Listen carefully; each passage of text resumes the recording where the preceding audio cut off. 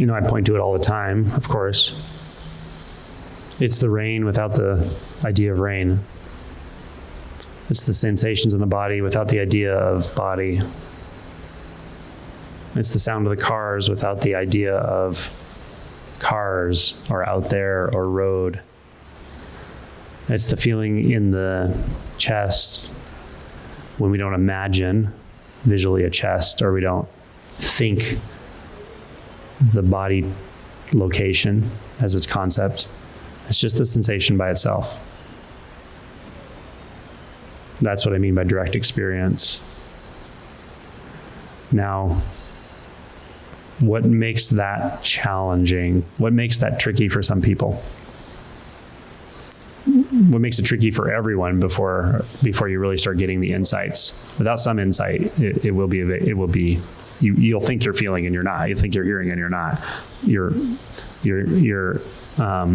perceiving yourself as a perceiver of a mental reflection of a sound. That's what's happening. That's the feeling of mind identification. That's why it feels so small. It's like this enclosed space up here where these reflections are bouncing around, and it feels like that's you and you're in this container and you have to defend it and preserve it. That's not what's happening, but that's what it feels like for a long time. So if I say to somebody who's mind identified anything like this, they go, oh, I can hear a sound. I can fully hear a sound. Okay. I won't argue with them. Maybe they can, but in my experience, most people don't. and they don't know it until they do hear the sound. And once you hear the sound, you're like, oh my God, holy shit. Wow. That's direct experience. Now, do you have to have that moment of true non-dual where like the experience of separation and form is absolutely absent right now and all there is sound? Do you have to have that clear of an experience, not even realization, but experience to touch into direct experience in the way I'm talking about? Not necessarily. You can get subtle tastes of it and dial in. And I should also mention, you're actually experiencing direct experience in the way I'm talking about all the time. It's just that even to use the language is funny because you're not experiencing it. That's the thing. The sense of you, the experiencer, is what's sort of filtering it out. But it's definitely there. It's coming in your 5 sense gates all the time. So you already have access. It's not something you need to figure out, okay? It's not something you're gonna like get from me or something. It's not like that. It's there, and you do touch into it, but it happens so quickly, and the identity grabs a hold of the reflection of it so quickly and interprets it so quickly and then fabricates something else and then thought. So that's happening all day long. So the clear, direct, knowing experience of direct experience, of direct sound, just sound, feeling, just feeling, does usually require some work to clarify, some curiosity. Curiosity is really important here. If you're not even curious about this, if it sounds like I'm just talking mumbo jumbo, it's probably more like orient towards self-inquiry and awakening. But if you at least can sense that there is something here, there's something to discover about the nature of sound, for instance, then you're fine. And I give all kinds of contemplations about how to clarify that just sound, that just sensation, that just this visual, whatever. So yeah. Now, what I also want to say about this is what's interesting and surprising about it is it's not necessarily the sort of volume of thought and the kind of activity of mind that's kind of there a lot. It's not really that makes it so difficult to touch into direct experience. It's usually like one or two fixations. This came up in small group in a certain way, but it comes up in different ways in everybody. And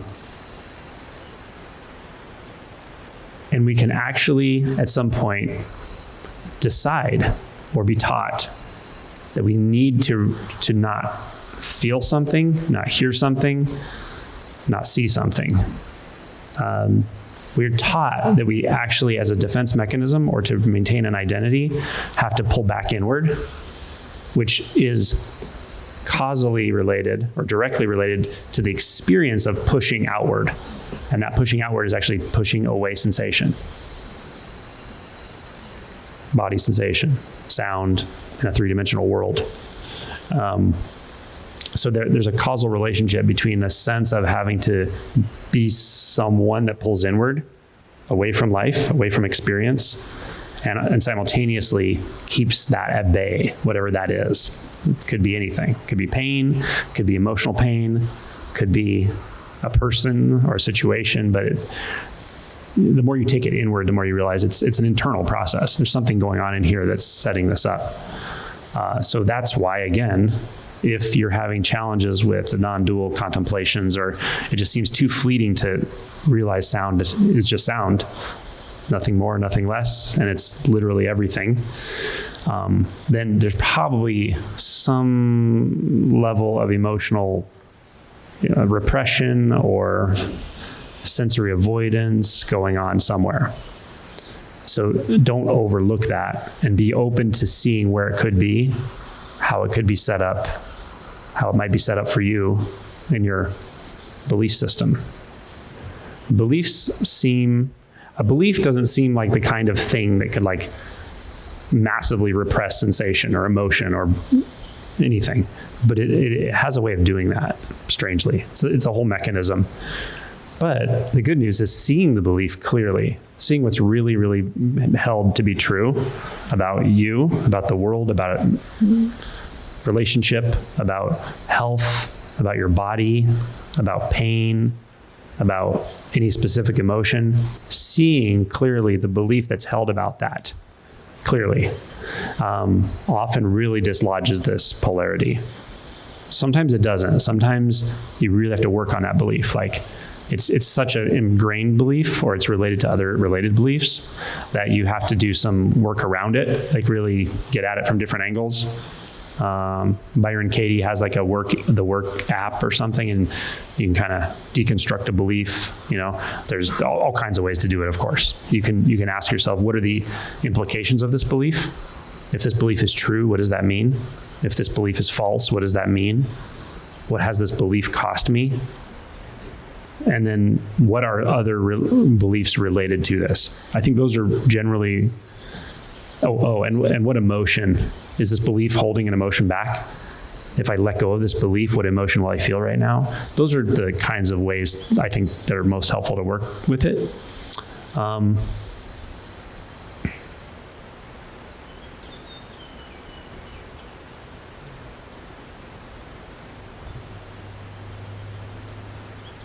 And a sort of serendipitous eventuality that comes from this kind of work around belief is that often you start to trust direct experience through the sensation in the middle of the emotion. So if there's an emotion you've been just repressing for years and years and years and years, right? And they can be sneaky because you can have a pretty good bandwidth for feeling certain emotions and really pushing another one away. And it could be anything. It could be jealousy, it could be greed, fear, could be anger, hatred, could be sadness. But often it's the one that's the last place you'd look because it's been repressed. That when you finally bring that into consciousness, or you finally just having a direct awareness of it, that you're able to feel deeply the sensation cascade of that emotion, where it is in the body. And that can really unlock something, because that is direct experience. All sensation within the body, what we call the body, is direct experience. And that can really open up channels for you. Now, once that happens, you might find you're much more settled in this moment when working with sound and colors and forms and shapes and all of it. And when you're much more settled, like not reactive, doesn't seem to be a lot of resistance going on, then it just kind of comes to you. When you're in a feeling of polarity, when you feel polarized as a person, and you won't know you feel polarized. That's how it feels to be a person in the way we learn it is polarized already. But when you're polarized, you might genuinely try to work on direct experience, but you're always pushing it away by trying to grasp it or trying to poke at it or something with practices. But as you get to that place of equanimity and that place of non-reactivity and that place of honestly not really giving a shit what happens, and not in a cynical way, it doesn't matter. Then all of a sudden, it's not so much like you're pushing it away by trying to grasp it, or you're not muscling it, you're not trying to control it. It just sort of comes forward. I quote this thing from my Zen teacher all the time. He said, don't try to force things to merge. Don't try to merge with something. Just become quiet through and through. And the rivers and rain and flowers, they'll just come forward and replace you. That's really how the non-dual movement is. But the real question comes down to, what does quiet through and through mean? And I can't say what he meant by it, but in Zen setting, you would think that means, doing a sesshin every 4 months for like 60 years or something. So there is manufactured quiet that you can become quiet through and through meditation, sure. But boy, emotional reactivity that you haven't addressed and beliefs around it can be really tenacious, even in very, very quiet environments for a long, long time. So to be really quiet through and through, you have to address everything that comes forward with an open heart, an open mind, a curiosity, a willingness to explore it, a willingness to see how it moves within the body, see how the body moves with it, a willingness to think outside the box, a willingness to horizontalize the mass of your own ego in the face of whatever there is to do that. And the quiet and still through and through will be seen. See, this is an important distinction. There's a difference between manufactured stillness, which is valuable, and the stillness and quiet through and through that's actually kind of imperturbable. The difference is, strangely, the stillness that is imperturbable does not exclude movement. It doesn't exclude movement. That's my sense of it, is like, there's a fluidity to it. It's really important. There's not a fluidity to your sort of internal experience. There's not a fluidity to your sense of spontaneous exploration of whatever arises. Then there's probably some degree of manufactured stillness there. That can be a meditative stillness that you've learned to depend on meditation to like disappear out of your pain. It can also be a manufactured stillness that happens through control mechanisms within the body. This can come with things like, I don't know, body dysmorphia kind of things, obsessions with health and illness and eating, and I've seen it in a lot of settings like that. And it can be really intense and very deeply rooted. A sort of control of the body in a way, control of the body sensations or the emotions, and yeah. So if you have some of that, it's important to be gentle with it. Very gentle. And you have to let it be your teacher. And you have to be willing to ask good questions and open questions, inquiry questions.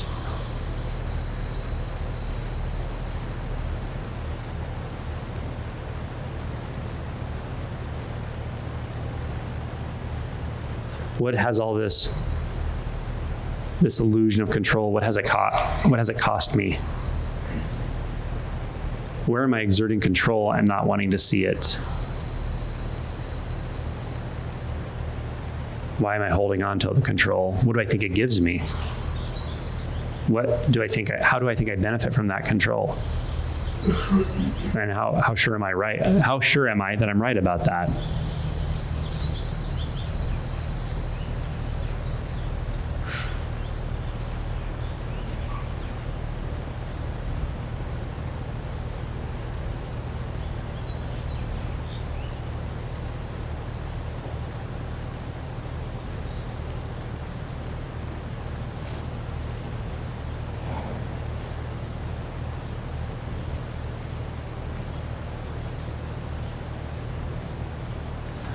And when we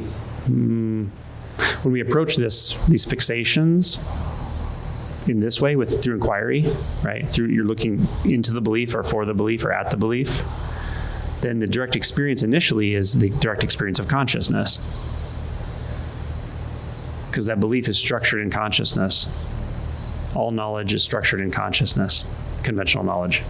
All belief is structured in consciousness. And so this is why it's critical to have that first insight. Without that first insight, you can't really do this. Not this clearly. So you touch in, settle into that belief, any associated beliefs, and now you're right where it feels like to be that belief. And where is that? It's just an ocean of consciousness. That's direct experience of consciousness. And from here, often just resting in that neutrality that fully accommodates any movement that's necessary or natural. Just resting in that with no agenda. Once you touch that neutrality, you'll know it. When this leg of the race is over, meaning you can inquire right sort of to the center of the energetic root of that belief within consciousness, and it will get quiet and still. So from there, get out of its way. And I don't mean move somewhere. I mean just don't put a finger on the scale. Don't exert effort. Don't exert will. Trust that full experience. And don't posit an outcome. Don't fabricate. Don't elaborate.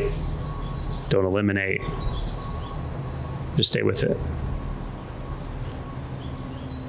And with some time and practice, this is another way that direct experience dawns. With time and practice, that consciousness, that absolutely neutral, undifferentiated experience of being that also accommodates any movement, any thought or belief, because it's all made out of consciousness. It will start to feel rather seamless with the sounds, the sensations, and the totality, all experience. And you can lead yourself through all of this on your own. That's all I'm doing when I do this is like especially guided meditations. I'm just like leading through experience. And you can lead yourself through the experience of anything. And then you'll see that all these seeming stages I talk about are like this happens, then this happens. Those aren't a map for you to impose upon your experience. They'll just naturally appear because it's natural. And they'll appear how they need to for you. So don't worry too much about that stuff. It's really, really about trusting the most direct experience you have access to in the moment and finding the movement within the stillness.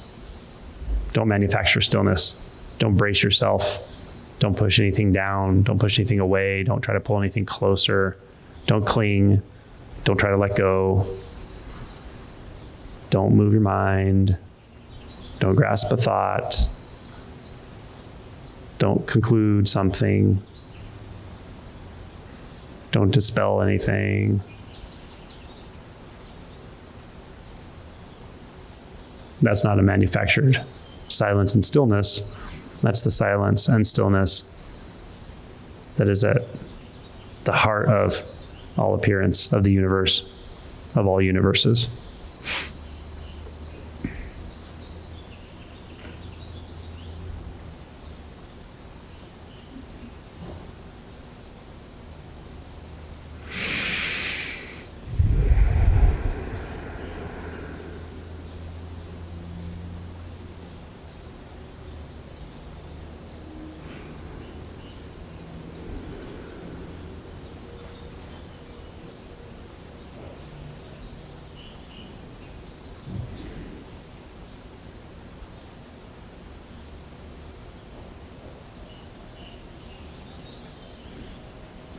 How are we doing on time?